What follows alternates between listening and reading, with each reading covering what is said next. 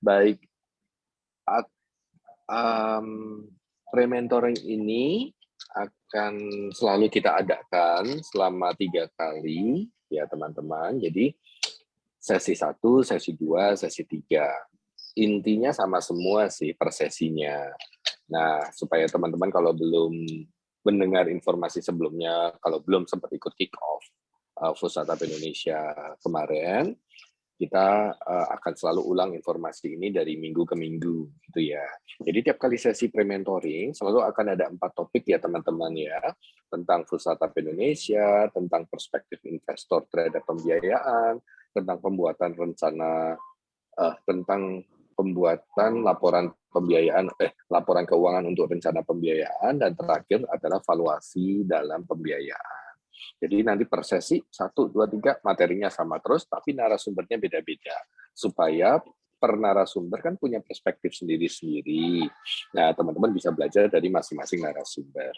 Itu ya kurang lebih ya teman-teman ya. Itu preface dari kita. Tanpa membuang waktu lebih banyak lagi, saya yakin teman-teman juga pada sibuk. Kita langsung mulai saja ya teman-teman ya. Baik. Selamat pagi kembali, saya mau menyapa teman-teman yang baru saja hadir. Terima kasih. Perkenalkan, nama saya Boni Susilo. Saya adalah co-founder dari Food Startup Indonesia bersama Kementerian Pariwisata dan Ekonomi Kreatif. Kita sudah mempunyai platform untuk pembiayaan bagi pelaku ekonomi kreatif kuliner dari tahun 2016. Nah, mohon maaf sebelumnya saya sampaikan kalau Bu Hanifah yang direncanakan untuk hadir bersama kami. Bu Hanifah adalah Direktur Akses Pembiayaan dari Kedeputian Bidang Industri dan Investasi Kementerian Pariwisata dan Ekonomi Kreatif.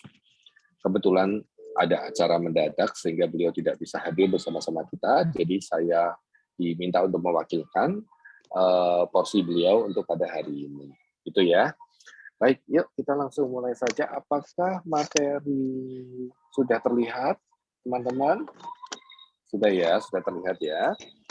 Baik, tolong minta perhatiannya, co-host untuk mute dulu terlebih dahulu, nanti untuk acara Q&A pasti akan kita buka ya.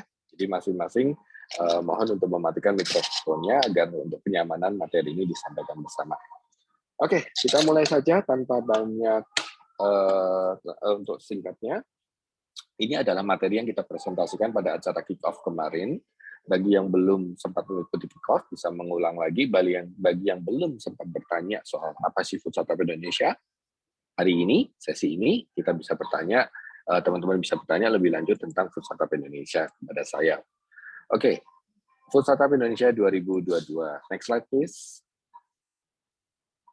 Nah, tahun ini Food Startup Indonesia adalah kegiatan pitching forum yang sudah dilakukan. Ini adalah yang ke-8 dari tahun 2016, tahun ke-7 dari tahun 2016 ya teman-teman ya, cukup panjang ya.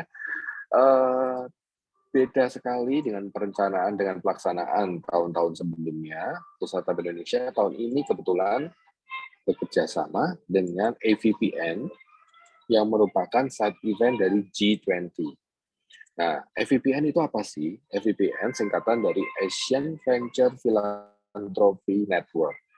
Jadi para venturis, para angel investor, para filantropi, baik yang ada di Southeast Asia, itu berkumpul jadi semacam organisasi, dan mereka kebetulan di bulan Juni 2022 akan hadir di Bali untuk melakukan Global Conference AVPN. Diperkirakan ada sekian ratus undangan akan hadir.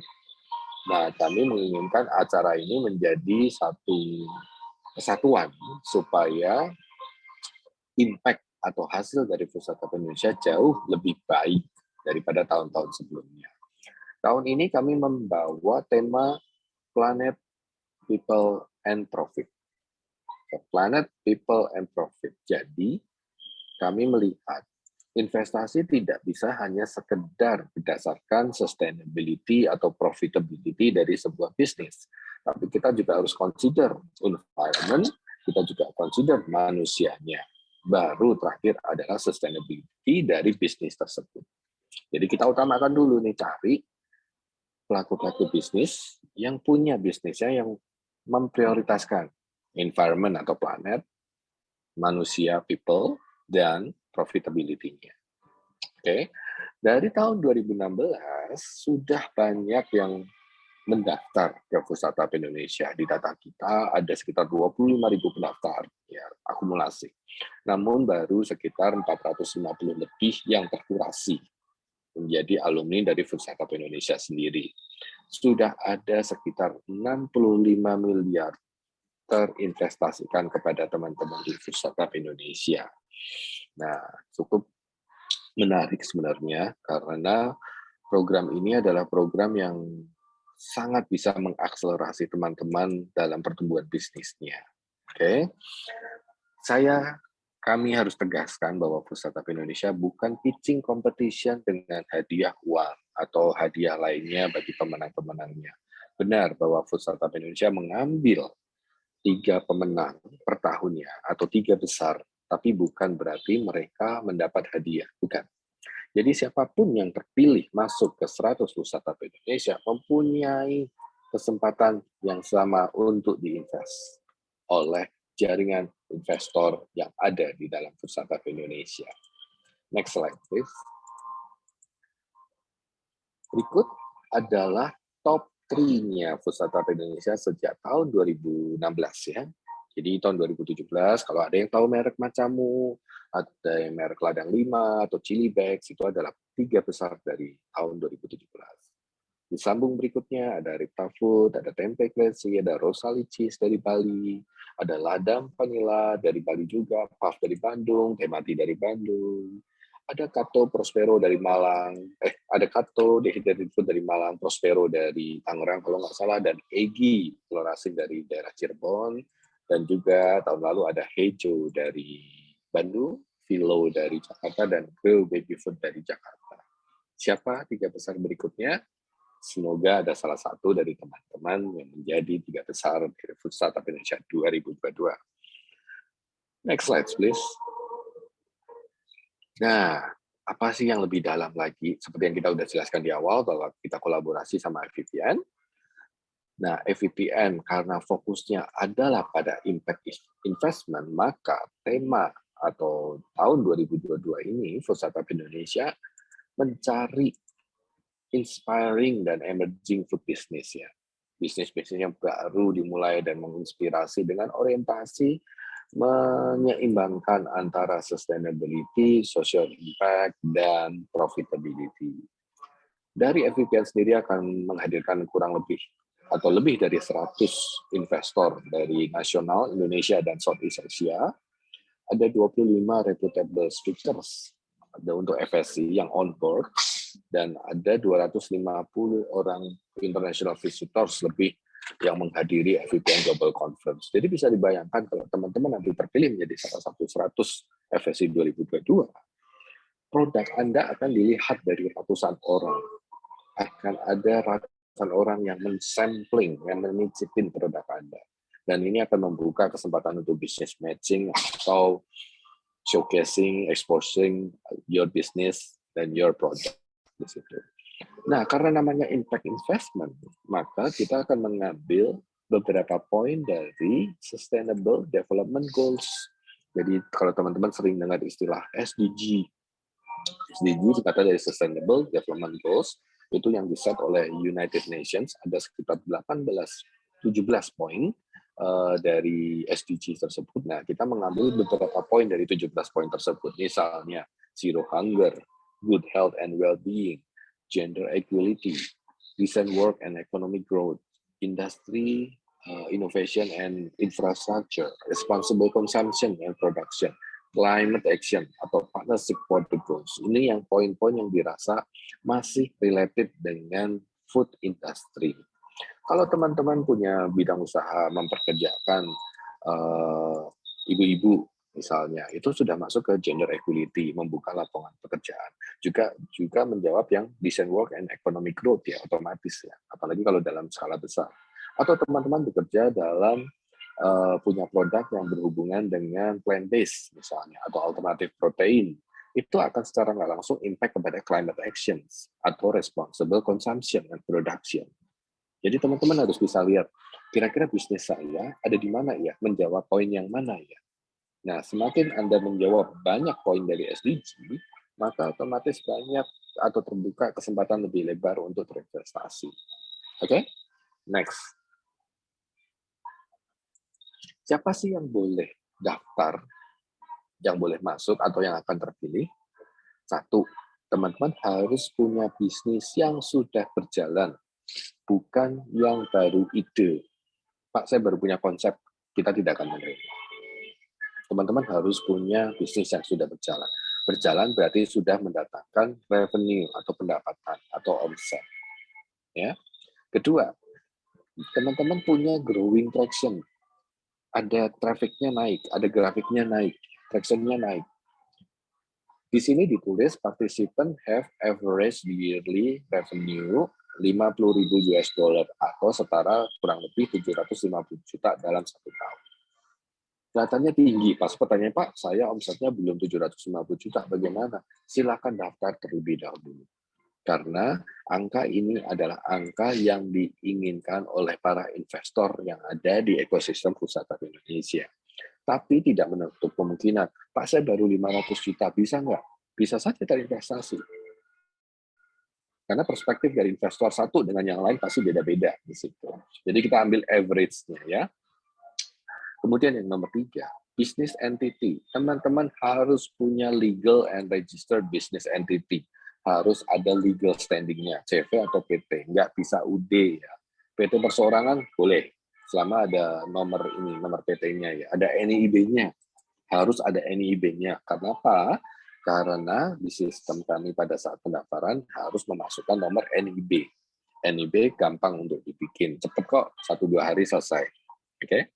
Kemudian, terakhir, harus membutuhkan investment. Jadi kalau teman-teman cuma, Pak, saya cuma mau dapat mentoringnya aja, mohon maaf sekali, kami akan mengutamakan bagi mereka yang membutuhkan investment. Karena investor cari mana yang mau diinvest. Kalau cuma mau mentoring, mungkin ke platform-platform yang lain.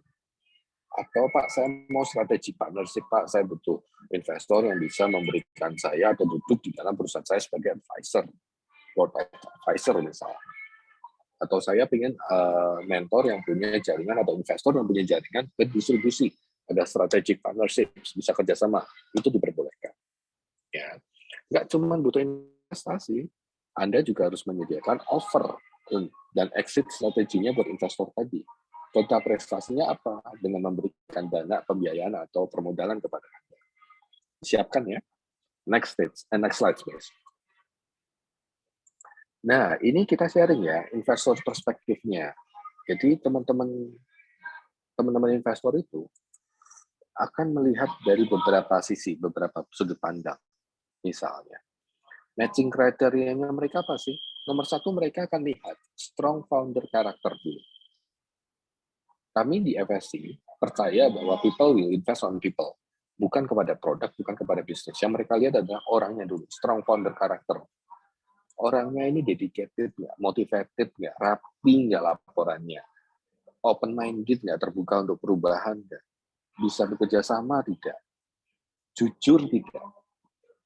Ini perlu, ini penting sekali yang mendasari ya atau tidaknya mereka mau berinvest. Kedua, positif balance sheet, neracanya positif kalau bisa. Ini urutan nomor 2 ya, prioritasnya mereka. Kalau bisa positif balance sheet. Nggak bisa, nggak apa-apa, diceritakan apa adanya. Iya Pak, saya memang masih berantakan nih neraca saya, tapi dengan investasi ini saya berharap perjalanan bisnis saya, neraca saya bisa positif, apalagi ditambah masukan dari Bapak dan segala macam. Dituangkan dalam pitch deck nanti. Oke? Ketiga, punya nilai disrupsi atau inovasi terhadap produk ataupun bisnisnya. Itu yang dilihat dari teman-teman investor. Yang kedua, perspektif kedua, pada dalam hal bisnis, kalau dilihat dari prioritasnya, mereka rata-rata tertarik kepada teman-teman yang bergerak di consumer packaged good. Kalau dari kami istilahnya food manufacture, sesuatu yang dikemas, makanan, minuman yang dikemas, yang didistribusikan bisa melalui offline maupun online. Prioritas nomor 2 mereka adalah quick service restoran. Restoran, coffee shops, gerobakan, itu termasuk quick service restoran. Ketiga, prioritas mereka masuk kepada intermediate product. Intermediate product adalah misalnya ladang 5 bikin tepung dari singkong. Tepungnya kan bisa diolah menjadi pasta, bisa diolah menjadi bakmi mungkin, atau roti. Nah, tepungnya itu yang kita namakan intermediate product. Ya, itu bisa. Atau yang terakhir, plant-based consumer packaged good. Jadi, teman-teman yang bergerak di food manufacture, tapi bahan dasarnya nabati. Ya, bukan hewani. Jadi, menghilangkan unsur hewaninya pada produk tersebut. Itu ya, itu perspektif nomor 2. Perspektif nomor 3, kalau teman-teman bergerak di bidang quick service restoran, maka investor lagi minat nih, saat ini trennya lagi ke cloud kitchen. Lagi sesuatu yang sifatnya komunal, bukan sesuatu yang sifatnya bangun brick and mortar, bangun, dimiliki sendiri, karena itu high cost, high capital. Nah, ini sedang dihindari. Mereka lebih mencari bisnis-bisnis yang segera bisa diimplementasikan di lapangan. Itu ya, kurang lebihnya ya. Next slide, please. Masih ada investor perspektif yang berikutnya, distribution. Teman-teman juga harus paham pola distribusi, fundamentalnya, prinsip dari distribusi harus paham. Harus tahu pricing sama cost structure yang benar, sehingga punya struktur harga di masing-masing level of distribusi. Ya, itu harus paham dulu. Kalau sudah punya traction, punya pergerakan distribusi sebelumnya, lebih bagus tunjukkan itu di dalam pitch deck kalian. Kemudian berikutnya, financial accountability. Jadi setidaknya punya catatan keuangan 3 tahun terakhir, berupa balance sheet yang terancam, atau laporan laba rugi, atau laporan cash flow. Nah, itu perlu sekali disiapkan dari sekarang, karena nanti itu data itu dibutuhkan untuk diupload di pitch deck kita, di website ya. Nah, apakah harus 3 tahun, Pak? Kalau saya baru 1 tahun gimana? Enggak apa-apa, silahkan 1 tahun. Yang penting rapi. Yang penting catatannya dirapikan, disubmit. Ya. Kalau belum 3 tahun, no problem. Kalau ada 3 tahun atau lebih, ya paling nggak minimal 3 tahun. Misalnya bisnisnya 5 tahun, 3 tahun terakhir aja. Oke? Kemudian berikutnya, vision. The big picture of the business dari foundernya. Foundernya harus melihat dalam 3-5 tahun lagi bisnis saya mau dibawa kemana. Will I be the next kopi kenangan? Will I be the next Indomie? Will I be the next KFC? Itu harus dibaikkan. Dan itu harus diceritakan dalam pitch deck-nya Bapak Ibu sekalian.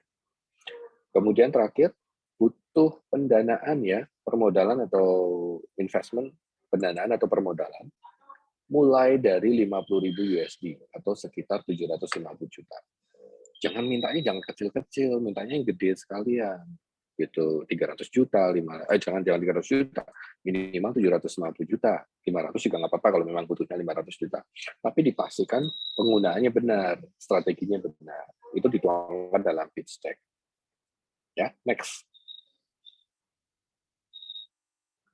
Dari tadi bicara soal pitch deck, apa sih Pak Boni pitch deck itu nanti kita ceritakan di sini ya.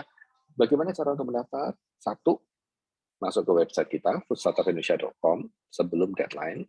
Deadline-nya nanti sampai tanggal 25 April. Udah dibuka ya dari sekarang. Pastikan 100% completion ya, 100%. Indikatornya ada tulisan 100%. Jadi kalau Anda sudah mengisi, mengupload data, dan udah 100%, berarti data sudah kita terima dengan baik. Di salah satu dokumen tadi ada yang namanya pitch deck. Siapin ya pitch deck yang bagus, yang baik, jelas, ya, dan simple dan sederhana di situ. Next. Nah, kita bicara soal pitch deck. Apa sih Pak Boni pitch deck itu isinya apa sih? Gitu ya. Pitch deck itu isinya sebenarnya kayak PDF ya atau PowerPoint, 11 slide saja, 11 halaman saja. Nggak perlu 40-50 halaman ya teman-teman. Kita nggak punya banyak waktu untuk membaca gitu. 11 saja, jelas. Masing-masing halaman itu punya konten yang spesifik. Misalnya, di luar cover ya, di luar cover. 1, problem atau isu yang ingin dipecahkan. Anda harus punya isu yang Anda mau pecahkan ini apa nih? Gitu. Ingat tadi SDG ya, SDG ada beberapa poin yang kita ambil sebagai patokan teman-teman untuk mudah terinvestasi. Problem or issue wants to be solved. Kedua, solusi yang ditawarkan. Halaman nomor 2, solution atau innovation to be offered. Kira-kira apa yang teman-teman solusikan dari nomor 1 tadi. Ketiga, benefit dari produk itu apa? Benefitnya apa saja dari solusi tadi? Produk atau service, ya. Keempat, business traction. Ini omsetnya teman-teman dari tahun ke tahun, dari bulan ke bulan itu disampaikan satu halaman sendiri. Grafik pie chart bisa, grafik bar bisa, tergantung ya. Kemudian nomor 5, competition landscape. Anda pasti punya saingan dong, punya kompetitor dong. Kompetitornya apa nih yang kira-kira investor juga paham? Jangan kompetitornya yang investor nggak pernah tahu mereknya gitu. Jadi dilihat kompetitornya siapa. Ya. Nomor 6, marketing atau distribution traction. Jadi perjalanan marketing atau perjalanan distribusi yang sudah terjadi seperti apa. Oke. Nomor 7, founder, tim, profil, sama contact details. Jadi ini fotonya Bapak Ibu, foundernya, dan tim yang ada di bawahnya. Jadi investor tahu siapa sih yang handle, background-nya apa sih, posisinya apa saja sih. Gitu. Ada orang yang sudah sesuai dengan posisinya dibutuhkan belum dari usaha ini. Background-nya sudah sesuai belum? Gitu. Nah itu yang butuh dianalisa oleh investor. Kemudian butuh investasinya berapa dan dia mau ngasih apa? Apakah butuh bentuknya investasi equity saham atau apa? Nomor 9, bisnis proyeksi. Proyeksinya mau bagaimana kalau udah diinvest? Kira-kira salesnya jadi berapa nih? Kira-kira outletnya jadi berapa nih? Kira-kira dalam 1 sampai 3 tahun ke depan? Penggunaannya mau dipakai buat apa saja nih tadi duit 1M mau dipakai buat apa gitu misalnya mau buat research and development 10%, mau dipakai buat buka cabang 30%, dituangkan, ditulis ya. Challenge to be faced terakhir, challenge-nya apa yang selama ini belum terpecahkan, yang masih menjadi isu yang belum kelar nih, challenge-nya dalam perjalanan bisnis Bapak Ibu di situ ya. Nah, tadi ada yang nanya, Pak, harus 11, wajib 11 halaman atau lebih? Kurang lebih seperti ini. Ini hanya panduan saja, teman-teman. Anda mau bikin ke 12, 13, nggak apa-apa. Atau kurang dari itu, kalau sudah cukup, juga nggak apa-apa juga. Yang penting clear. Kita udah paham dari poin ke poinnya seperti apa. Ya, next. Timeline. Disiapin baik-baik ya. Kita udah masuk ke tahap kedua. Kita udah kick off dan open call-nya sudah kita buka dari 2 Maret, akan kita tutup di 25 April. Cukup lama ya, 2 bulan ya, karena kami memberikan kesempatan teman-teman untuk segera mengurus PT atau CV kalau memang belum punya PT dan CV-nya. Jadi ada waktu untuk berbenah. Kemudian kita udah masuk ke rangkaian nomor 2 adalah pre-mentoring yang seperti saya jelaskan bahwa ada 3 sesi. Satu sesinya ada 4 topik, satu harinya ada 2 topik ya. Nanti sesi keduanya kita mulai 21 sampai 22 Maret dan sesi terakhir di 4 sama 5 April. Oke. Jadi kalau teman-teman tadi saya lihat ada beberapa live belum sempat, dia bisa ngikutin lagi di tanggal 21 sama 22. Atau teman-teman mau ngajak teman-temannya lagi yang lain, dia bisa ikut di sesi-sesi berikutnya. Setelah pre-monitoring ngapain sih? Nah, kita masih ada assessment ya. Kita akan kurasi kurang lebih selama 1-2 minggu, baru kita umumkan di tanggal 13 Mei siapa yang akan masuk ke dalam 100 FSI 2022. Apa selesai? Sampai kurasi selesai gitu saja, terus kita berangkat ke Bali? Belum. Kita masih ada proses due diligence dan mentoring lagi. Jadi dari tanggal 16 Mei sampai 17 Juni, kita akan memberikan data-data teman-teman yang sudah disubmit kami, yang 100 FSI tadi ya tentunya, kepada jaringan investor. Ini kesempatan investor selama 1 bulan untuk nanya-nanya lebih lanjut sebelum ke demo day. Misalnya dia butuh kenal Bapak Ibu lebih lanjut, dia butuh lihat laporan keuangan lebih lanjut, dia butuh dengar dari Bapak Ibu menceritakan visi dan misi Bapak. Ini banyak sekali yang bisa terjadi pada periode 1 bulan ini. Jadi kita harapkan di saat demo day tanggal 20 sampai 22 Juni, teman-teman investor yang sudah ngobrol sama Bapak Ibu itu bisa langsung, oke, saya yakin Saya udah lihat produknya, saya udah ketemu foundernya, saya udah ngicip produknya, saya yakin saya mau invest. Tujuannya itu. Pak, saya belum diminati, Pak. Ternyata pas due diligence belum ada yang kontak saya. Jangan kecil hati. Karena satu data itu sudah kita submit kepada mereka. Mungkin mereka belum punya waktu untuk cek, tapi ketika datang ke demo day, mereka tetap akan punya kesempatan untuk bertemu dan melihat produk Bapak Ibu sekalian. Ya, kurang lebih gitu. Di Pusat Startup Indonesia pada prinsipnya kami mencoba membuka semua kesempatan agar exposure produk dan usaha Bapak Ibu itu maksimal di dalam platform kami kepada jaringan investor kami. Gitu ya. Next. Next slide. Oke. Kalau teman-teman terpilih menjadi salah satu dari 100 FSC 2022, kita akan minta beberapa persyaratan. Satu, kita minta Bapak Ibu committed ya terhadap program dan requirement yang kami butuhkan. Kedua, nurut sama panitia. Kenapa kok kayaknya dipaksa banget nurut? Karena kami ngatur 100 Bapak Ibu. 100 ini 100 bisnis yang berbeda-beda. Kami harus ngatur masalah produknya Bapak Ibu siap untuk disajikan. Kami harus mengatur bagaimana masalah pengiriman, masalah pemilahan nanti, pengelompokan produknya. Kami harus mengatur akomodasi Bapak Ibu sekalian. Jadi banyak faktor yang harus kita selesaikan sebelum terjadinya demo day. Jadi kalau kita minta untuk meeting. Kalau kita minta data segera disubmit, ya, jangan berlambat-lambat. Kalau kita ada sesuatu yang kita butuhkan dari Bapak Ibu sekalian.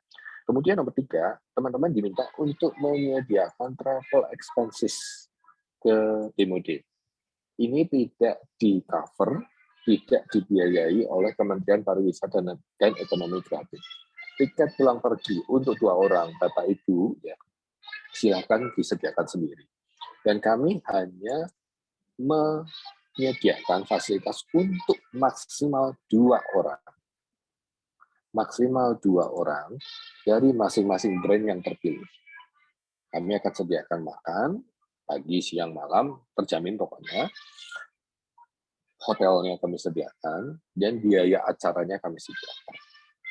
Ya, tahun-tahun lalu kami menyediakan biaya, kami dapat support dari Paxel untuk pengiriman produknya. Tapi saya nggak tahu tahun ini masih bisa atau tidak. Tapi kami akan upayakan sedemikian mungkin untuk meringankan beban Bapak Ibu sekalian.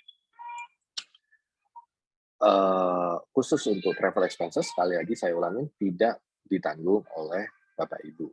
Tidak ditanggung oleh Kementerian Pariwisata dan Ekonomi Kreatif. Pak, boleh bawa 3 orang nggak? Nggak boleh, karena fasilitas kami cuma 2 orang. Ya, kamarnya pun juga maksimal 2 orang per kamar. Nomor 4, bawa sampel sebanyak mungkin, karena produk ini akan disampling oleh undangan investor maupun mentor. Belum lagi undangan dari AVPN, ya, tadi udah tahu ada ratusan orang. Nomor 5, provide updated required documents ketika dibutuhkan. Jadi yang nggak cuma dokumen aja, tapi yang updated ya, yang versi terbaru, versi terakhir. Kalau misalnya laporan, ya mungkin laporan bulan lalu, bulan Mei misalnya, yang diminta ya sediakan. Kemudian, sehubungan dengan prokes, kita minta teman-teman sudah divaksinasi dosis 2 dan mengikuti protokol kesehatan yang berlaku. 7, be open minded ya, dan mau belajar. Jangan, mereka berharapkan teman-teman yang datang itu siap untuk belajar lagi. Nomor 8, respect ya, hormati diri sendiri, tepat waktu, hormati teman-teman yang lain, juga panitia, ya. Jangan menjadi batu sandungan bagi satu sama lain. Kurang lebih seperti itu ya. Next. Next slide, please. Oke, nah aktivitasnya apa sih selama demo day? Ada showcase tanggal 20 sampai tanggal 22, ini di mana Bapak Ibu akan memajang produknya pada satu area di mana produk ini akan dikunjungi oleh teman-teman investor tadi. Kemudian ada mentoring dan conference untuk tanggal 20 sampai tanggal 21, kami akan menyediakan 7 breakout rooms, di mana masing-masing breakout rooms ada mentornya, kurang lebih 5 orang, ya 3-5 orang. Kemudian masing-masing akan kita beri jatah 15 menit untuk presentasi produk dan bisnisnya kepada ruangan-ruangan tersebut. Ya. Terakhir, kami akan memilih 15 besar dari 100 untuk melakukan final pitching, untuk menentukan 3 besarnya tadi. Nah, apakah yang tidak masuk panggung terus nggak terinvestasi? Tidak. Semua kesempatannya, opportunity-nya sama. Walaupun Anda tidak masuk final pitching, tidak berarti tidak ada yang tidak tertarik, tidak ada yang tertarik, intinya, walaupun Anda bukan 15 besar, kemungkinan untuk terinvestasi sama besarnya. Ya, thank you. Next. Nah, ini foto pada saat conference session di situ. Jadi kalau teman-teman tidak melakukan mentoring, teman-teman bisa masuk ke ballroom, di mana ballroom itu selalu akan ada sesi-sesi conference, di mana ada banyak materi dari pembicara-pembicara atau profesional dari industri makanan ya. Kedua, ini ada one-on-one mentoring session. Nah, ini kira-kira di dalam ruangan seperti ini. Teman-teman bawa bawa produk, diicipin oleh mentornya, dilihat packagingnya, terus kita mentor akan tanya jawab kepada Bapak Ibu sekalian situ. Lihat di tengah itu ada TV yang bisa dipresentasikan nanti pitch deck-nya kepada para mentor sekalian. Kurang lebih seperti itu ya. Next. Next, please.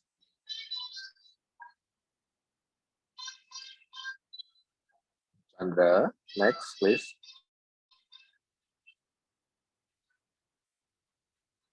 Oke, nah ini showcasing. Kita selalu menamakan areanya adalah mentor lounge, di mana masing-masing akan punya space kurang lebih sekitar 45 cm kali 45 cm, kurang lebih seperti itu ya.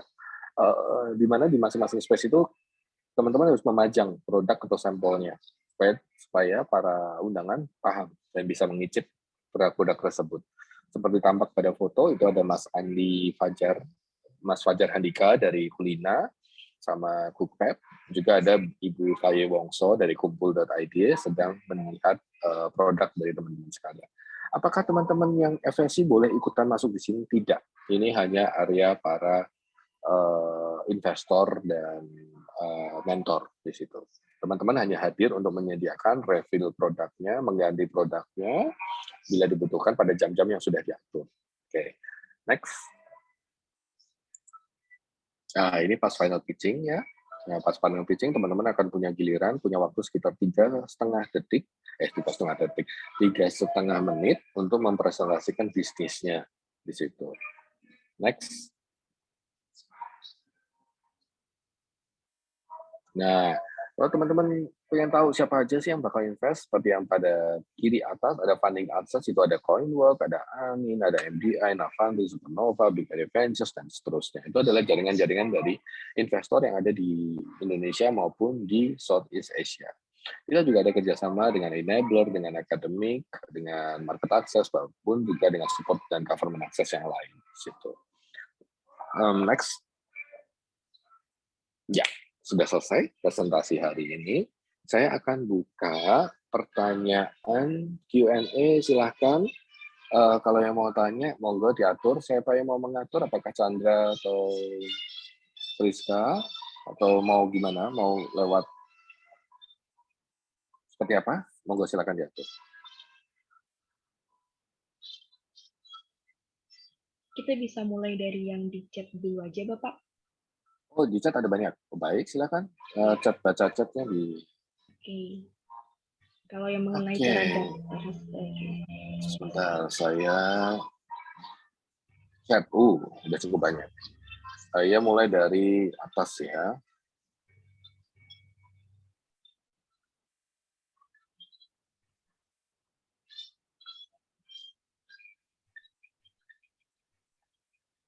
Bentar, oke. Belum ada. Oke. Dari Kopi Hitman official demo day 100 yang kepilih di Bali ya. Ya, acaranya di Bali. Demo day kita 20 sampai 22 Juni 2022 ya. Bagaimana dengan produk food service, Pak, untuk bawa produk yang akan di demonya? Nah, pertanyaannya agak teknikal ya. produk food service kita minta teman-teman bukan ngolah dari awal. Misalnya nih, kalau teman-teman bikin let's say soto gitu ya, warung soto gitu. Ya enggak ngerajang ingredientnya motong-motong dari awal, enggak ya, tapi kayak bikin bumbunya tuh udah bentuk paste gitu, nanti tinggal dikasih air hangat atau diracik ulang. Tapi intinya 50% proses persiapan tidak dilakukan di hari acara di situ. Karena kami akan menyediakan komunal, ya, freezer, chiller, kompor, oven untuk dipakai bersama-sama. Jadi kalian punya waktu yang cukup terbatas dalam menyediakan makanan setiap harinya. Situ. Jadi sebisa mungkin sudah di pre-proses sebelum berangkat. Jadi tinggal dikirim aja atau dibawa pada saat berangkat di situ. Itu ya teman-teman ya. Oke, thank you. Next, ada pertanyaan dari Amak Food Official. Jika isunya adalah pemberdayaan perempuan dan melestarikan makanan tradisional berkuah menjadi instan modern, konsep pembayaran kerjasama dengan para ibu sebagai kenal. Oke.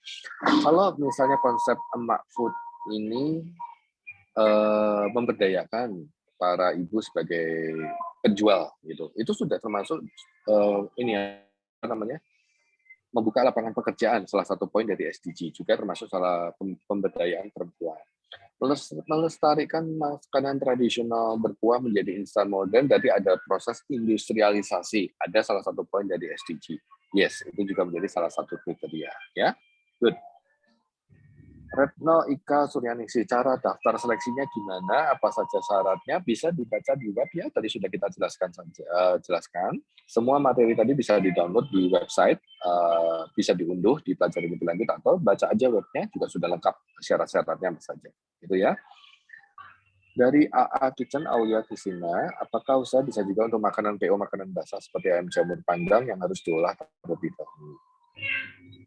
Nggak ada masalah Ibu kalau dilihat dari bisnisnya Ibu, misalnya makanan basah kayak kue basah atau kue jajanan pasar gitu misalnya. Ada kok tahun-tahun lalu yang usahanya kue jajanan pasar yang bisa masuk ke 100 FSI kok bisa. Oke? Absen tidak ada di absen. Setahu saya nggak ada absen, tapi correct me if I'm wrong ya Chandra ya. Pak Boni dari Novi Gulali Factory, pertanyaan bagus. Investor kasih uang ratusan juta untuk pengembangan produk kita. Apakah itu seperti kur, di mana kita harus mengembalikan uang pokok atau bunga dalam tempo waktu tertentu? It's a very good question. Jadi kalau yang namanya investasi, teman-teman, itu beda dengan yang namanya pinjaman. Ya, esensinya berbeda. Pinjaman, teman-teman wajib mengembalikan pokok plus bunga. Mau syariah, mau konvensional, itu pinjaman ya dibalikin pokoknya plus bunga. Even itu fintech ya, financial technology, misalnya P2P lending gitu ya, yang minjemin uang gitu ya, itu tetap harus dikembalikan pokok dan bunganya. Tapi yang namanya investasi itu tidak perlu mengembalikan apapun, amit-amit usahanya gagal. Misalnya, saya minta investment 500 juta atau 1 M deh untuk usaha saya X. Ketika terus saya ketemu investor mau invest saya kasih dana 1 M. Saya kasih beliau, investor saya misalnya 20% dari kepemilikan usaha saya. Ternyata amit-amit nih saya gagal di tahun ketiga. Uangnya belum balik. Ceritanya bisnisnya belum berkembang, belum mendatangkan keuntungan, bahkan belum break even point gitu, mana bisa ngembaliin ini ya uangnya ya. Nggak apa-apa, itu resikonya investor. Jadi kalau ada investor yang klaim, nanti kalau rugi kamu kembaliin ya, itu bukan investor. Itu apa ibaratnya, yang ngasih hutang gitu, lender sifatnya, bukan investor. Investor itu udah paham dia punya resiko rugi. Udah paham, udah siap untuk kehilangan uangnya. Itu investor.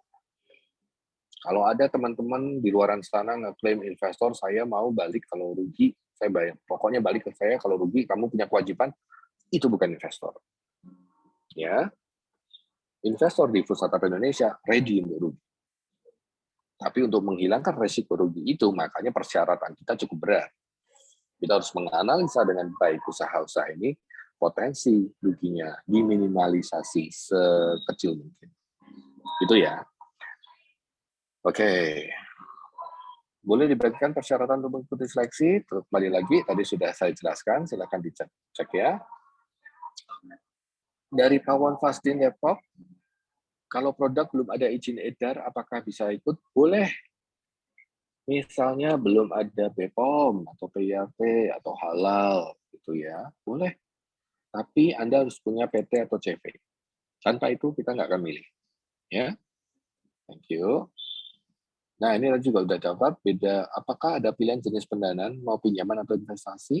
Pada saat daftar tidak kita bedakan, tapi tolong ditulis dalam pitch deck-nya. Tadi pinjaman sama investasi sudah saya jawab ya, Ibu Kika ya. Nanti diterangkan di pitch deck, tadi kan ada halamannya, halaman di mana Anda butuhnya apa, mintanya apa, bentuknya apa, silakan ditulis di situ. Rita Dalita Sahara, izin bertanya apakah bisa ada tester? Ada, tadi sudah dijelaskan, ada yang namanya mentor launch ya. Dari Teras Mamalia, apakah kami harus menjadi CV atau PT? Yes, Anda harus. Terlepas Anda punya 6 karyawan atau tidak, Anda tetap harus CV atau PT karena itu yang disyaratkan oleh investor. Ibu Komang Sri Nidiawati, izin BPOM dan halal belum ada, nggak ada masalah. Ya. UMKM Pawon Tombo, produk yang diajukan minimal berapa produk? Nah, produk yang saya sudah lakukan adalah sambal raw dan oke. This is a very good question. Jadi kalau misalnya teman-teman punya 10 SKU, 10 jenis produk atau varian, bukan varian, 10 jenis gitu misalnya. Misalnya punya sambal raw dan minimal 1000 rempah, terus ada frozen apa, itu kita bilang 3 macam produk gitu ya. Cukup salah satu saja yang apa istilahnya fast moving ya fast moving untuk dipresentasikan di dalam pitch deck tadi. Karena kenapa? Anda membutuhkan dana itu kan untuk mengembangkan sesuatu yang sudah berjalan. Biasanya investor itu pengennya saya mau invest untuk sesuatu yang udah pasti nih, yang tinggal kita kembangkan aja, bukan sesuatu yang lagi kita mau coba. Karena itu resiko gagalnya kan tinggi. Ya, paham ya? Jadi kalau misalnya ada 3 atau 5 jenis makanan atau produk, pilihlah 1 atau 2 yang fast moving yang memang dananya itu dikembangkan untuk mengembangkan 1 atau 2 produk tersebut. Gitu ya. Ibu Julianti Krisnamawan. Seandainya kita dibiayai oleh investor, ada kelanjutan evaluasi ya, bukan evakuasi ya. Evaluasi sampai produk kita benar-benar terjual baik, terus sistem hibah atau dikembalikan. Nah, kalau masalah bentuknya dari pinjaman atau investasi tadi sudah saya jelaskan ya, beda.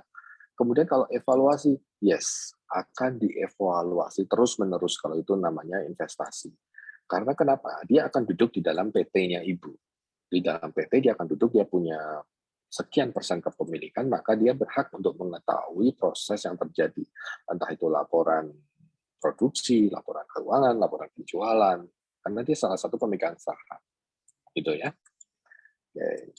Mas Irfan, maaf websitenya apa ya dan linknya mana, nanti dicek lagi. Itu ada tulisan di layar ya, foodstartupindonesia.com, bisa dilihat ya, dibaca, ya dimasukin aja, nanti dicek sendiri. Thank you. Gimana kalau founder usianya 50 lebih tapi foundernya 25 tahun? Ya, ini yang membedakan kami dengan platform-platform yang lain. Kami tidak membatasi usia. Foundernya 50 tahun, silakan daftar. Tapi kami berharap nanti membawa mungkin anak, mungkin nggak tahu cucu ya, atau nggak, mungkin anak ya, atau saudara yang lebih muda gitu ya, untuk mengasistensi pada saat presentasi. Kalau takutnya gaptek atau bagaimana gitu ya, itu nggak apa-apa. Jadi boleh dua-duanya datang, foundernya 50, kalau foundernya 25 tahun, sangat diperbolehkan. Oke? Berapa lama masa expired date untuk suatu produk yang dipersyaratkan? Tidak disyaratkan ya. Jadi kita tidak melihat apakah harus 3 bulan doang atau 12 bulan, tidak. Kalau makanan basah kan nggak bisa expired date lama ya. Terus jadi nggak boleh daftar? Nggak juga. Jadi tetap boleh daftar. Kita tidak melihat iya atau tidaknya berdasarkan expired date. Jika ada 2 brand dalam satu PT, maka brand tersebut ada banyak produk. Bolehkah kita hanya mengajukan satu produk unggulan? Yang diajukan benar, satu produk unggulan dari Meraki Cipta Rasa. Namun, yang namanya investasi itu akan melekat pada PT. Paham ya? Jadi misalnya satu PT ini, dia punya dua brand A sama brand B. Gitu. Brand B-nya laku nih, mau yang dikembangin, yang dibutuhkan investasinya di brand B. Tapi investasinya kan masuk ya, masuknya ke PT-nya dong, bukan kepada brand B saja. Nah, jadi hati-hati ya, investasinya masuknya ke PT. Jadi kalau dia masuk ke PT, otomatis si investor tadi punya klaim atas pada dua brand tersebut. Pak, saya nggak mau, Pak. Saya maunya cuma satu brand ini aja. Maka polanya adalah joint venture. Joint venture bersama. Jadi PT Meraki Cipta Rasa dengan PT X joint venture kerjasama bisnis untuk mengembangkan misalnya brand B, satu produk saja. PT Meraki Cipta Rasa punya sekian persen, PT X-nya investor punya sekian persen dalam PT yang baru ini yang mengelola brand B tadi. Paham ya? Hati-hati di sini. Oke. Ade Putri, kalau misalnya masuk 100 besar, kebetulan produksi non halal, freezer dan barang-barangnya kita bawa sini boleh tidak ya? Jadi kalau teman-teman membawa, sorry tolong di Halo, mute, ya? tolong di mute bentar ya. Chandra, tolong di mute semuanya. Oh iya. Oke, kembali ke Ade. Jadi, berdasarkan pengalaman kami, kalau teman-teman yang produknya adalah non-halal, kami akan menyediakan freezer dan chillernya terpisah dengan freezer dan chiller yang pada umumnya. Kedua, di area display, di area mentor lounge, display juga akan kita pisah dan akan kita kasih tahu bahwa ini mengandung B2 misalnya seperti itu. Kemudian kalau alat-alat masaknya, kalau misalnya memang membutuhkan alat-alat khusus, silahkan dibawa sendiri. Ya, karena ini kan tidak bisa dicampur, tapi dari treatment kita pasti akan kita pisahkan. By default kita akan pisahkan. Oke. Saya tidak akan melayani pertanyaan link pendaftarannya di mana ya, karena sudah jelas, cukup jelas. Kalau tadi terlambat, silahkan cek di www.pusataindonesia.com. Dari Pak Saiful Isamar, kalau saya CV yang biasa pengadaan makanan minuman dengan menu beragam, tergantung order, ikutkan highlight, yes, highlight satu produk ini yang fast moving saja. Oke, saya skip beberapa pertanyaan yang sama. Nah, izin tanya Pak, kalau investor seperti yang Bapak bilang harus tetap ada hitam di atas putih ya? Harus karena dia kalau masuk ke PT, maka kan ada akte pendirian. Kalau Bapak sekarang punya akte pendiriannya, misalnya pemegang sahamnya adalah suami istri ini misalnya. Begitu ada investment masuk, otomatis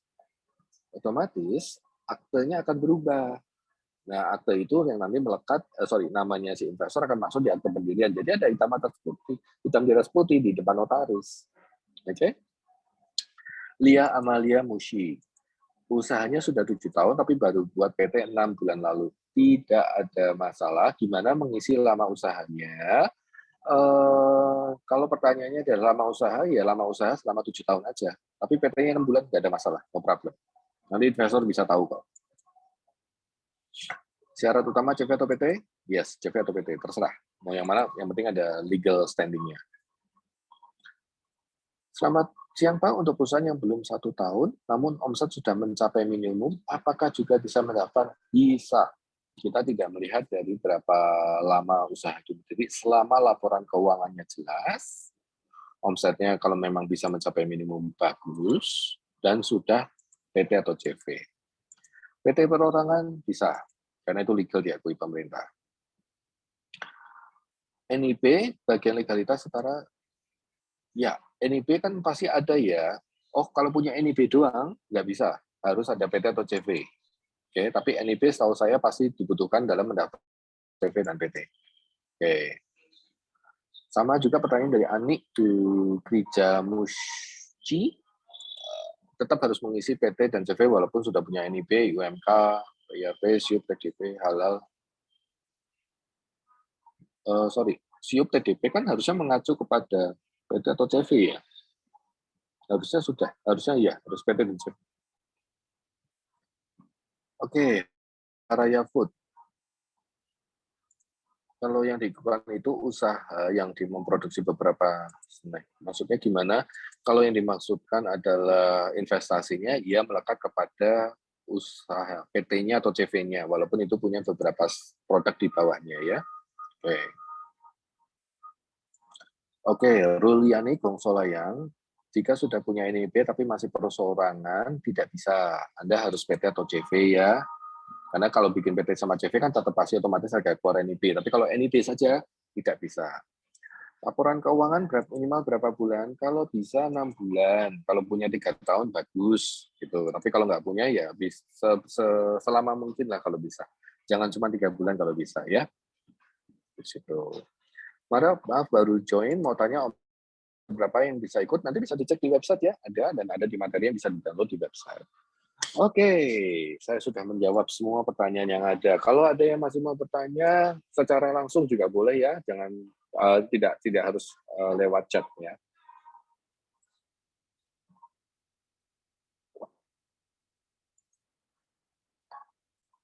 Oke, pertanyaan dari Nawatma Chandra Dewi.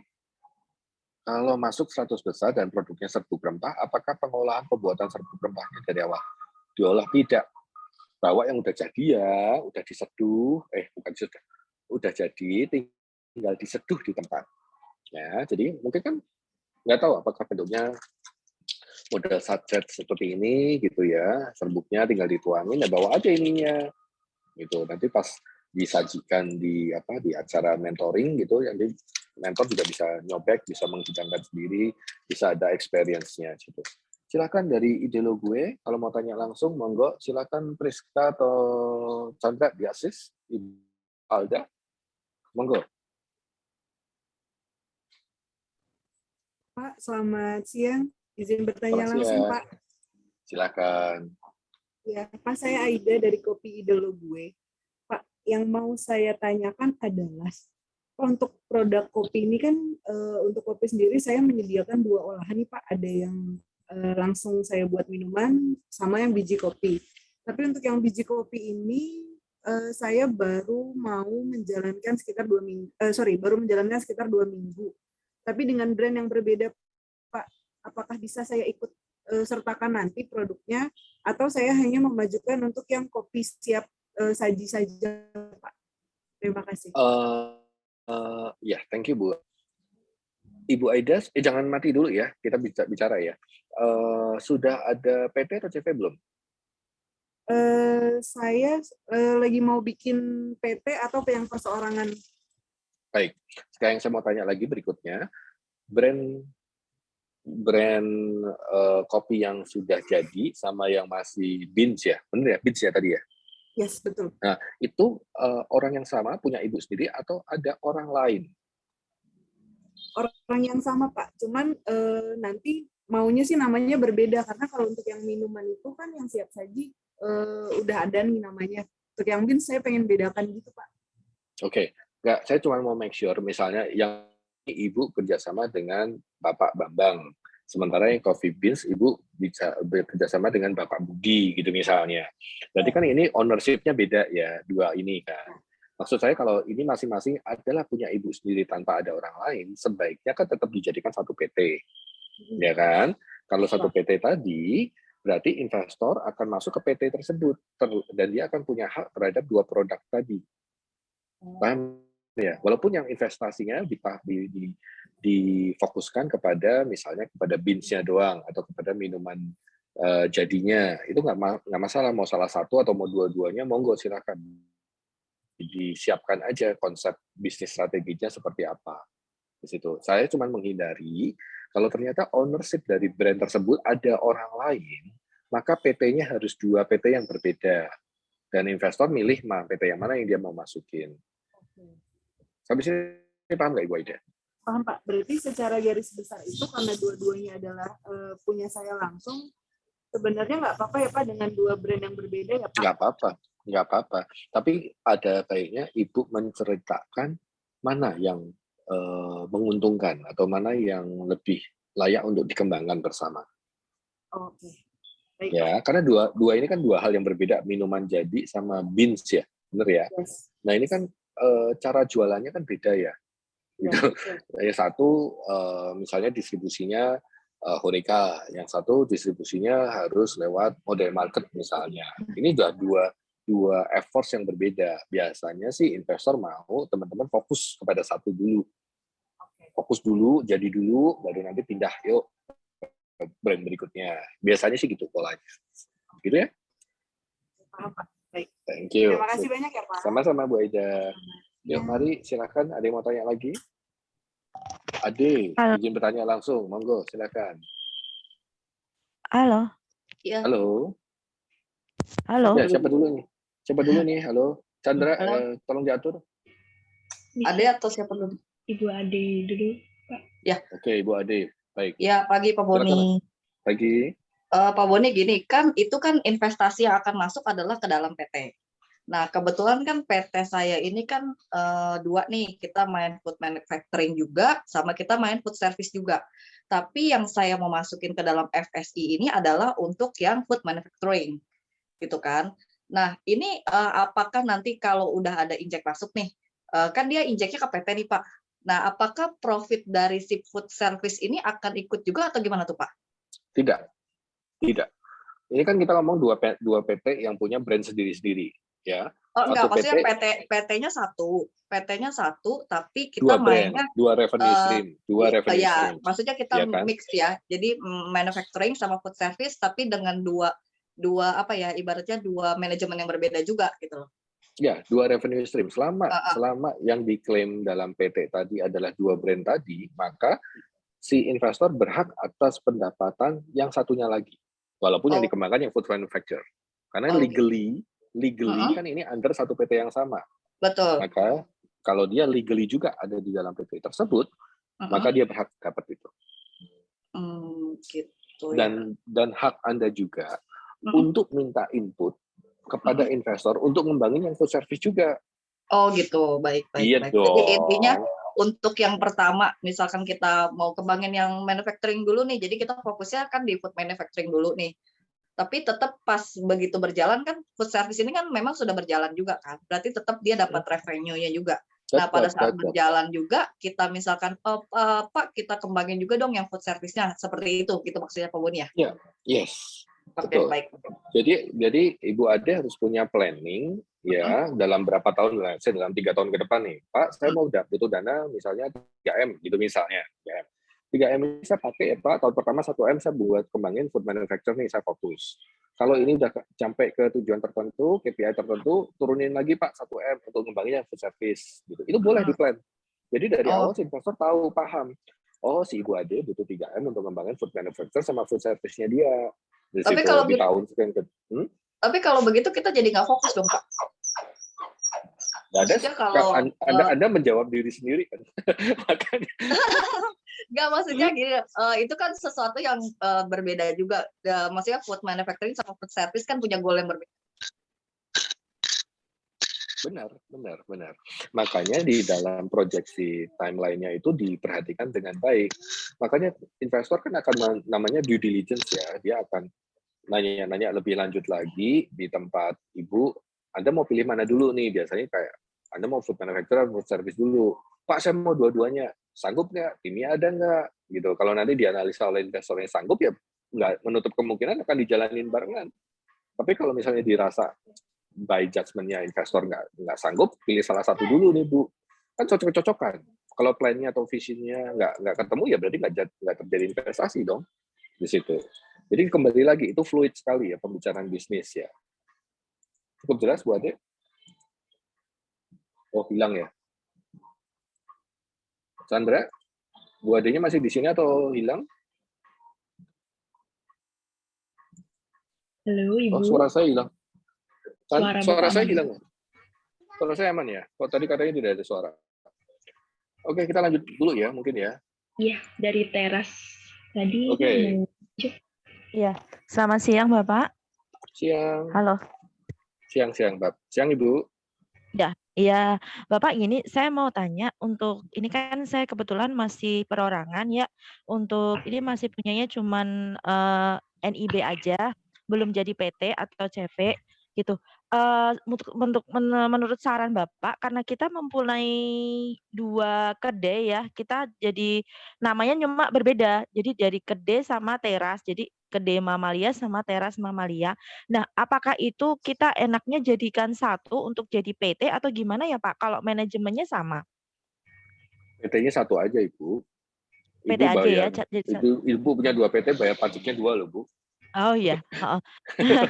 Ya, terus Satu gini aja. Pak, mungkin banyak yang belum ini ya untuk pendaftaran PT sendiri, mungkin masih banyak yang pada nanya untuk pengajuannya kan banyak sekali ya untuk syaratnya. Nah, apakah PT perorangan itu untuk ini ke depannya itu untuk pengajuan-pengajuan itu dari Kemenparekraf seperti itu ada ini kepake semua ya Pak ya? Misalkan, apa-apa untuk ini kan pajaknya untuk PT dan sebagainya itu istilahnya apa ya, saya mau ini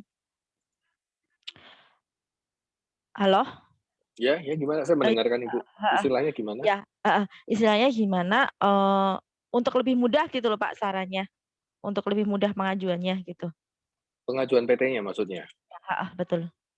Kalau dari Kemenparekraf nanti saya sambungkan ya Ibu ya, biasanya sih ada kayak semacam entah workshop atau ada semacam pendaftaran untuk memudahkan Bapak Ibu membuka membuat sebuah PT gitu, perorangan maupun yang perseroan terbatas bagaimana mestinya gitu.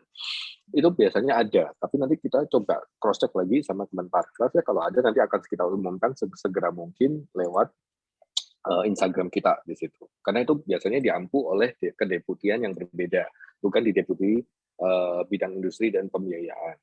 Kalaupun tidak, kalaupun belum ada, daripada tunggu-tungguan, lebih baik diproses sendiri aja, karena PP perseorangan maupun PP biasa atau CV biasa itu juga nggak sulit kok. Ya, untuk bikin PT Begitu itu nggak ya, sulit, nggak ya, sulit. Ibu cukup pergi ke notaris, ya saya mau bikin PT, pasti dimintain KTP, dimintain NPWP-nya Ibu pribadi di situ ya. Biasa kan kalau PT harusnya minimal 2 orang, kalau PT yang biasa ya bukan perseorangan ya. Biasanya Ibu ya, dengan suami istri biasanya kayak gitu nggak apa-apa, nggak ada masalah. Nanti iya. pegang berapa saham, tentuin KBBI dan segala macamnya, udah paling 1 minggu 2 minggu jadi selesai. Oh gitu. Cepat, makanya kita buka 2 bulan nih. Cukup waktu Mhm, untuk mhm, mhm. membuat PT sebenarnya. Bikin PT nggak sulit dan nggak mahal Oke, sekarang. ya Ya, siap. coba Ya ditanya gitu masing-masing. aja. Tapi Ya, tetap nanti saya coba tanyakan ke Kemenparekraf ya Bu ya. Nanti kalau ada iya, segera kita siap. akan sampaikan. Ya terima kasih Pak Sandra, Boni. yes, terima kasih. Sandra, mungkin ke Bapak Ahmad dulu dari tadi Pak hand raising tapi belum sempat dikasih tahu. Ke Pak Ahmad dulu deh, Oke, monggo. oke, boleh Pak. Pak Ahmad dari Tartaruga. Halo, selamat Selamat siang siang Pak. Pak Siang Pak. Boni. Saya Ahmad dari Tangerang Selatan. Produknya Tartaruga Crispy Seaweed. Ya, betul. Saya dapat rekomendasi dari Pak Ijo dari IPEK karena saya pesan produk IPEK kemasannya dari Pak Ijo. Jadi ini produk kami, ini salah satu varian aja sebenarnya. Ya. Oke Pak, sebenarnya dari tadi saya memperhatikan gitu ya, kendalanya hampir sama dari teman-teman yang tadi disampaikan. Jadi saya itu produk yang saya buat ini sebenarnya dari 2020 udah punya 2000 NIB-nya, tapi ternyata syaratnya itu harus CV atau PT apa ya.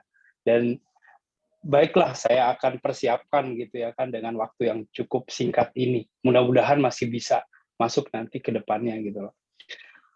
Pertanyaan sebenarnya lebih ke ke depannya ini Pak. Saya ngelihat ada logo G20.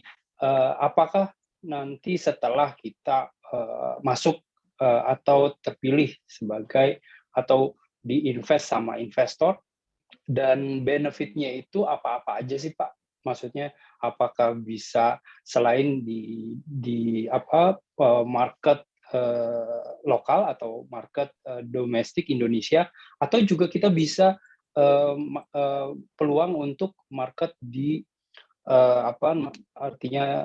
untuk ekspor gitu ke negara-negara atau investor Baik Pak, terima kasih banyak Pak Buni. Baik, terima kasih Pak Ahmad. Jadi kayak saya sharing aja pengalaman teman-teman yang sudah pernah menjadi anggota dari FSC, terlepas dia diinvest atau tidak ya Pak ya.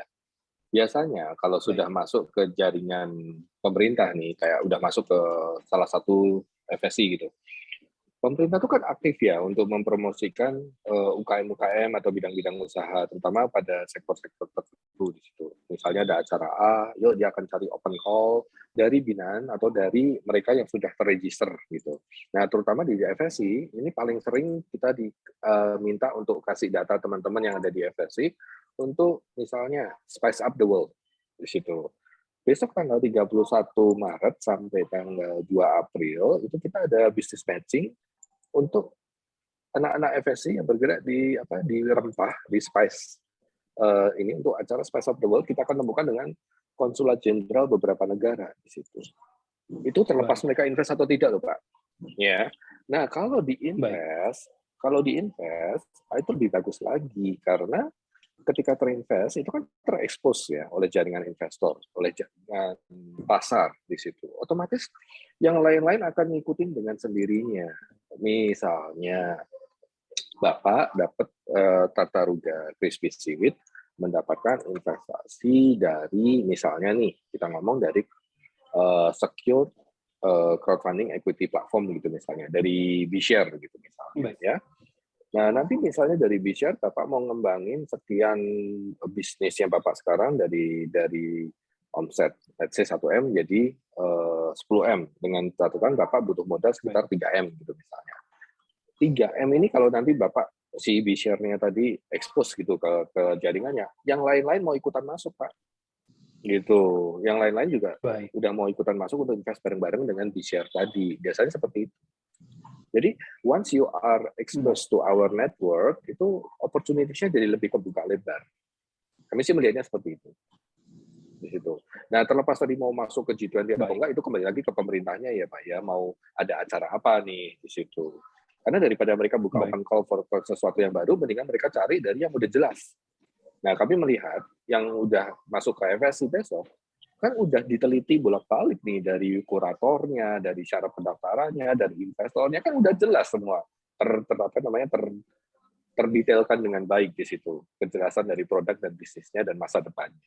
Kurang lebih seperti itu Pak Ahmad. Ya. Baik. Terima kasih banyak Pak Boni. Sama-sama. Monggo. Monggo silakan Tanda next.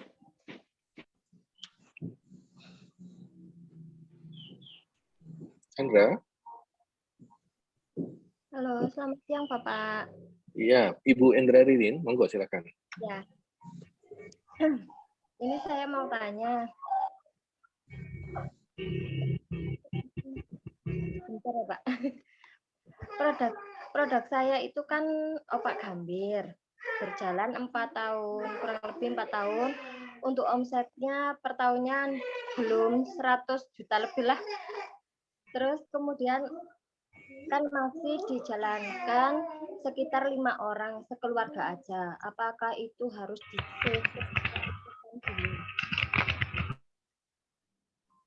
Sorry suaranya.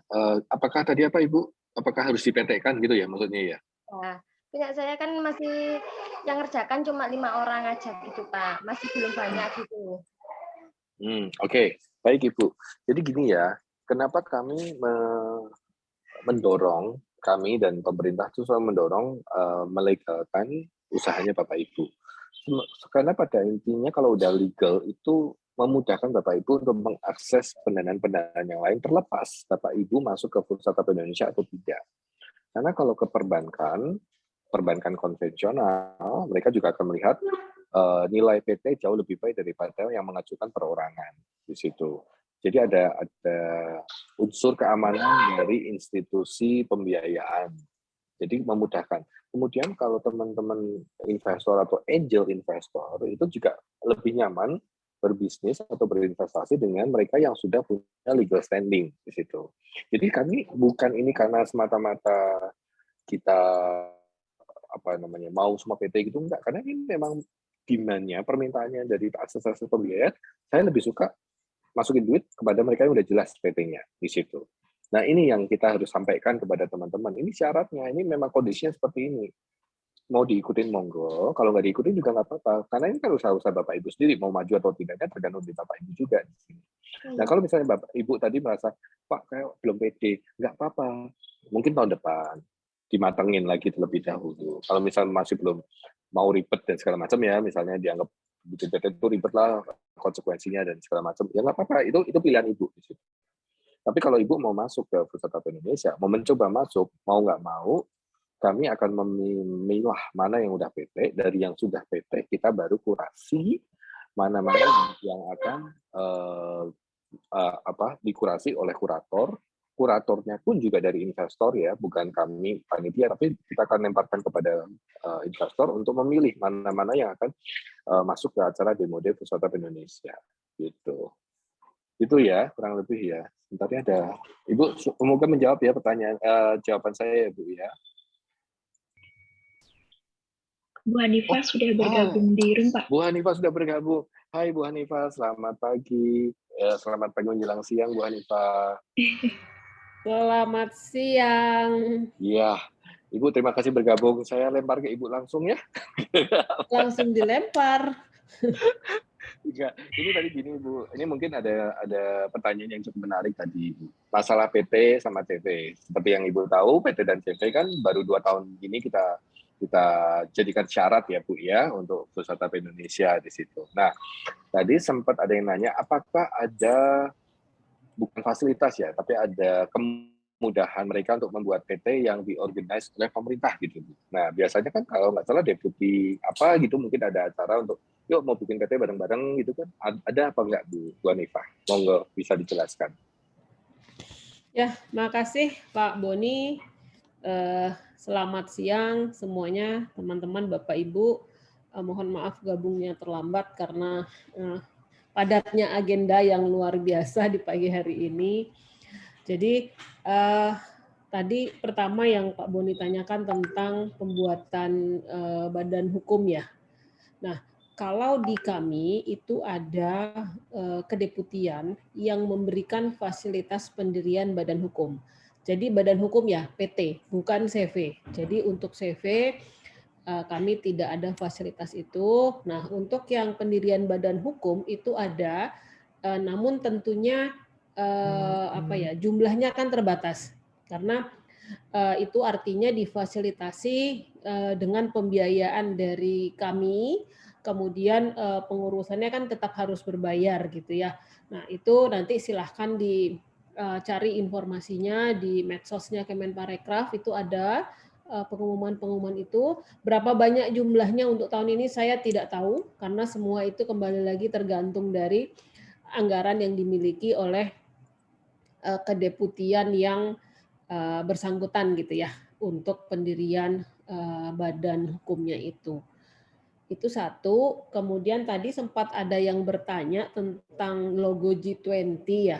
Nah ini tadi Pak Boni sudah menjawab, nanti saya akan nambahkan saja. Jadi begini, Indonesia kan tahun ini kita menjadi presiden dari G20. Jadi yang pasti untuk semua kegiatan-kegiatan kita akan di branding dengan G20. Nah kemudian untuk FSI sendiri, FSI ini akan nanti pada saat demo day-nya di Bali itu akan berdampingan atau berbarengan dengan FIPN Global Conference. Nah itu FIPN Global Conference itu merupakan side event dari G20. Jadi demo day FSI ini merupakan side dari side event gitu ya, G20. Jadi kaitannya adalah itu. Kalau mengenai ekspor tidak ada kaitannya secara langsung dengan G20, tapi tadi Pak Boni sudah menjelaskan cukup lengkap. Kami memang punya juga program yang membantu untuk pelaku usaha yang akan ekspor. Itu kita ada kerjasama dengan LPEI yang memang mereka mempunyai tugas memberikan pembiayaan untuk yang akan ekspor. Itu akan kita ada kerjasamanya untuk itu. Namun sepemahaman saya kembali lagi pasti kriterianya adalah badan usaha atau badan hukum gitu ya. Karena ekspor ini kita asumsikan perusahaan dan merek Bapak Ibu yang ekspor ya, bukan produk Bapak Ibu yang kemudian maklun dengan produk lain atau bagaimana, tapi sebagai entitas memang brand Bapak Ibu yang nanti akan diekspor gitu ya. Kalau untuk maklun dan lain-lain itu kan mungkin ekspornya masih informal lah ya, tidak seformal yang memang menggunakan brand atau badan hukum dari usaha Bapak Ibu sendiri. Nanti juga LPI mungkin akan menjadi salah satu narasumber pada saat kita demo day, nanti bisa dilihat nanti di sana. Kemudian alumni FSI semua itu tentunya sudah melalui kurasi yang kita lakukan, dan data-data FSI ini akan kita distribusikan ke kedeputian lain yang memang mereka mempunyai kegiatan dan membutuhkan pelaku usaha dari subsektor kuliner misalnya. Tentunya ini akan sangat membantu karena Bapak Ibu kalau lolos FSI itu kan artinya sudah lolos kurasi. Jadi dari sisi seleksi awalnya tentunya sudah memenuhi, jadi tidak perlu diragukan lagi. Jadi kalau sudah masuk di dalam komunitas atau alumni FSI, tentunya jalan ke depannya insya Allah akan lebih terbuka. Itu saja tambahan dari saya. Terima kasih. Terima kasih Bu Hanifah. Saya mungkin lanjut, ada beberapa pertanyaan lagi ya Bu ya. Dari kolom chat, sebelum saya masuk ke pertanyaan langsung, sekali lagi saya jelaskan PT Perseorangan bisa. Silakan didaftarkan selama nanti bisa diupload atau dokumen-dokumen yang membuktikan bahwa itu sudah adalah PT Perseorangan.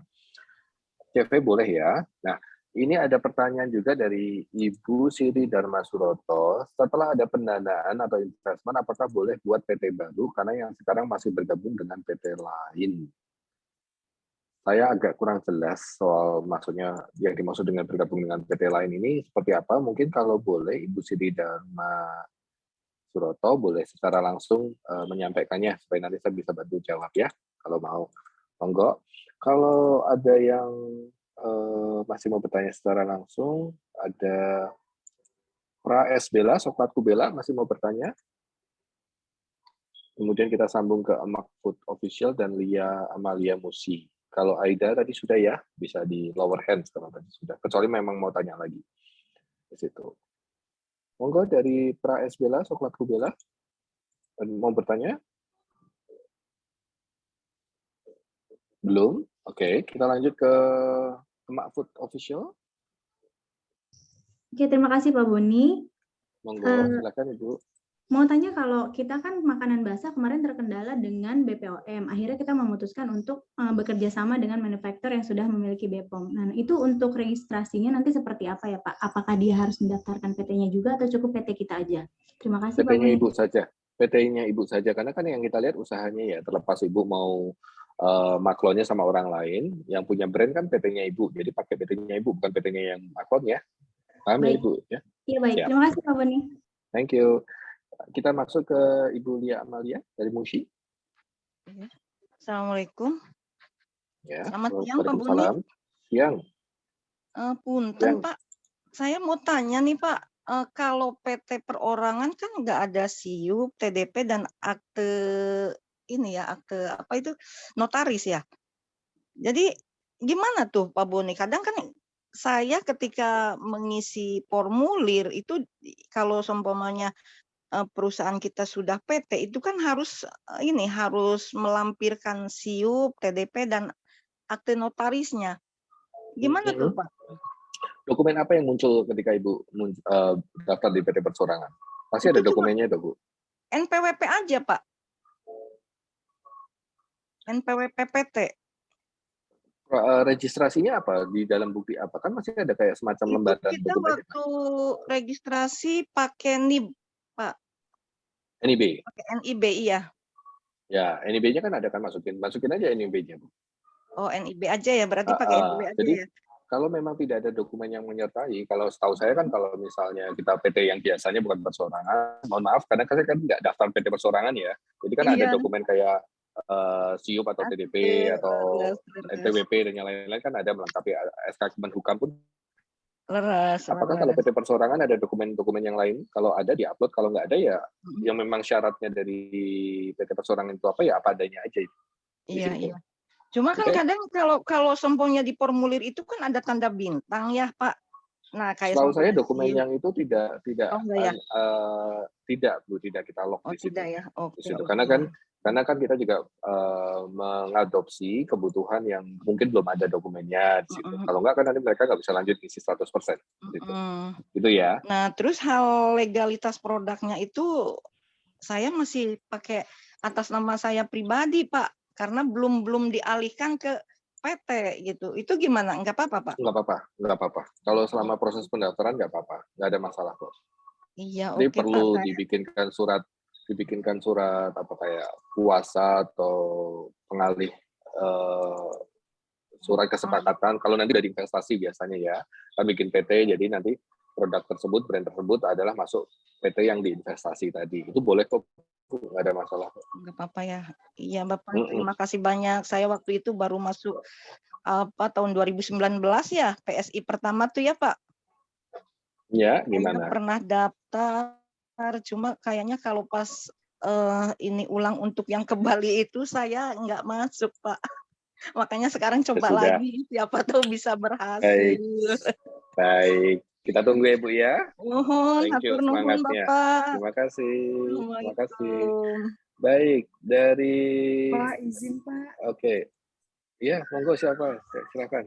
Pak, maaf mau tanya Pak, ini untuk pesertanya sudah full ya Pak? Untuk di Zoom ini bisa nambah satu peserta lagi nggak ya? Sorry, Chandra, kita berapa ya kapasitasnya ya? Untuk yang ini 100, Pak.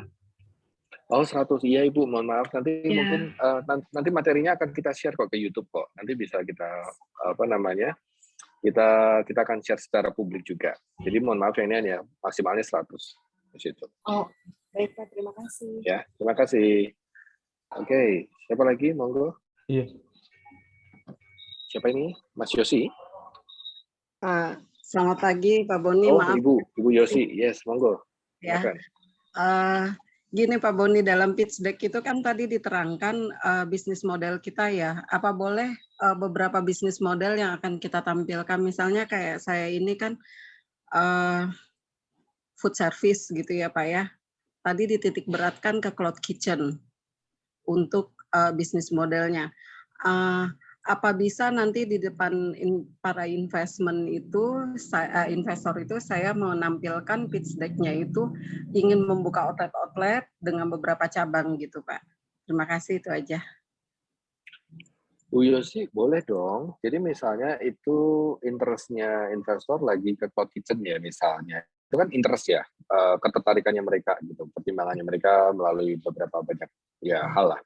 Tapi kalau Ibu punya ide, ya saya mau bukanya outlet aja nih Pak, karena pertimbangan saya ABCDE. Boleh kok dimasukin ke pitch deck gitu. Yang tadi saya bilang adalah perspektif, bukan persyaratan, bukan mutlak gitu. Setidaknya Bapak Ibu tuh paham, oh perspektifnya investor tuh seperti ini toh, gitu. Jadi kalau misalnya disesuaikan bisa, bagus. Kalau nggak bisa ya nggak apa-apa, apa adanya aja. Jadi kan investornya banyak Bu. Maaf Pak, jadi ada dua model bisnis pun kita jelaskan nanti ketertarikannya itu kan tergantung lagi kan ya Pak ya?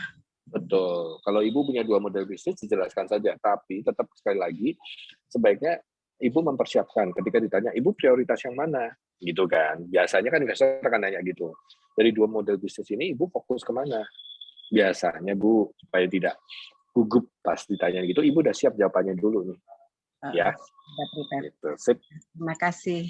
Thank you Bu Yosi, mari.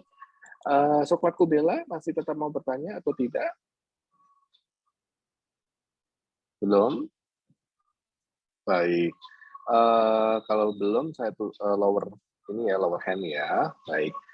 Teman-teman masih ada yang mau ditanyakan melalui chat atau maupun bertanya secara langsung? Chandra, apakah masih ada? Apakah saya miss ada pertanyaan yang lain? So far sudah Oh, terjawab, ini Pak. sebentar. Ini masih ada dari Ibu, mohon maaf. Ada dari, ini banyak nih yang chat, bentar ya. Dari mana Ada nih? yang raise hand juga, Pak. Bentar, saya jawab yang chat dulu, saya habiskan dulu ya. Siap. Selamat siang, dari Novi Gulali Factory. Selamat siang Bu Hanifah, Pak Boni. Boleh minta dijelaskan perbedaan entah itu plus minus soal PT dan CP? Mohon maaf, kami tidak akan membahas masalah beda PT dan CP karena itu di Google banyak, ya. Jadi bisa dicek aja PT dan CP. Cuman bedanya yang secara mendasar bagi saya, PT jauh lebih nyaman kalau untuk saya. Karena PT tidak mengotak-atik aset pribadi. Sehingga kalau usaha saya amit-amit gagal, amit-amit saya punya hutang PT, yang dikejar adalah aset dari PT, bukan aset pribadi saya. Tapi kalau CV, kalau misalnya Anda punya hutang bisnis, maka bisa mengambil aset pribadi Anda di situ. Itu yang salah satu perlindungan dari PT. Perlindungan-perlindungan yang lain, masalah besar kecil pajak dan segala macam, itu nanti bisa di Google atau tanya sumber yang lain. Itu ya, karena kita fokusnya kepada Food Startup Indonesia, bukan kepada masing-masing PT dan CV. Kemudian batasan umur FSC tidak ada. Sekali lagi saya jelaskan, FSC tidak memberikan batasan umur bagi founder maupun co-foundernya. Ada yang menambahkan, Abon Daun Emas, pengalaman saya 1 bulan yang lalu bikin PT persorangan 1 hari bisa selesai. Terima kasih Bapak Ibu dari Abon Daun Emas. Saya ada CV tahun 2000, sudah habis, apa bisa pakai? Yang namanya sudah habis ya jelas nggak bisa dipakai Ibu, jadi tolong bikin baru ya atau perpanjang. Gitu ya. Oke. Nah, Ibu Sri Dharma Suroto selama ini gabung PT punya kerabat untuk urusan legalitas. Kalau gitu konteksnya, Ibu bikin PT yang terpisah. Karena nggak mungkin dong investornya invest kepada PT punya kerabat yang nggak ada hubungannya dengan bisnisnya Ibu. Dan juga nggak punya ownership terhadap produknya Ibu. Ya, jadi bikin PT terpisah. Oke, semoga jelas ya. Pak, kalau kita mau bertanya bisa chat ke Pak Boni atau ke siapa, mohon nomor handphonenya, silakan tanya lewat email atau nomor handphone yang sudah ada di website, nanti akan dijawab oleh tim kami yang apabila pertanyaan soal tentang Food Startup Indonesia. Materi ada di website. Terima kasih. Oke, Bu Hanifah ternyata juga sudah pamit. Terima kasih Bu Hanifah, semoga ada timnya juga yang menyaksikan. Masih ada pertanyaan lagi yang langsung ya, Chandra? Monggo silakan, dari siapa? Silakan Ibu Bapak kalau masih ada yang mau bertanya. Belum ada?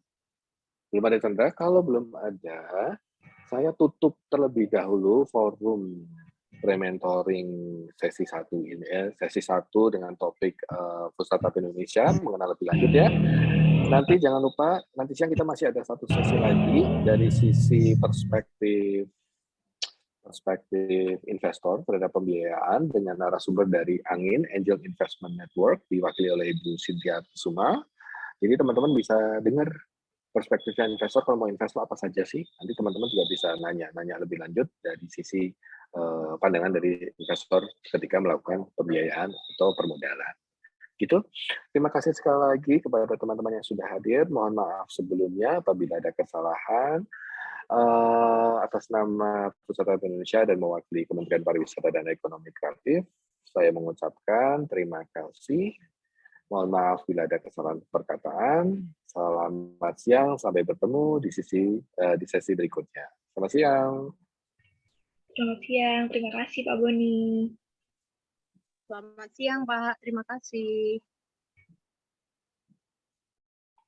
Tambahan informasi Ibu Bapak yang mungkin tadi masuknya agak terlambat, nanti record dari file ini akan kami upload di YouTube FSI. Jadi nanti bisa disimak ulang tentang materi yang sudah disampaikan, dan juga untuk pertanyaan mengenai pendaftaran bisa langsung dikunjungi di foodstartupindonesia.com. Nanti persyaratan dan prosedur pendaftaran juga ada di sana, atau juga bisa langsung ke kontak person yang ada di website begitu. Nanti akan secara bergilir dijawab oleh admin. Terima kasih Ibu Bapak semuanya. Terima kasih.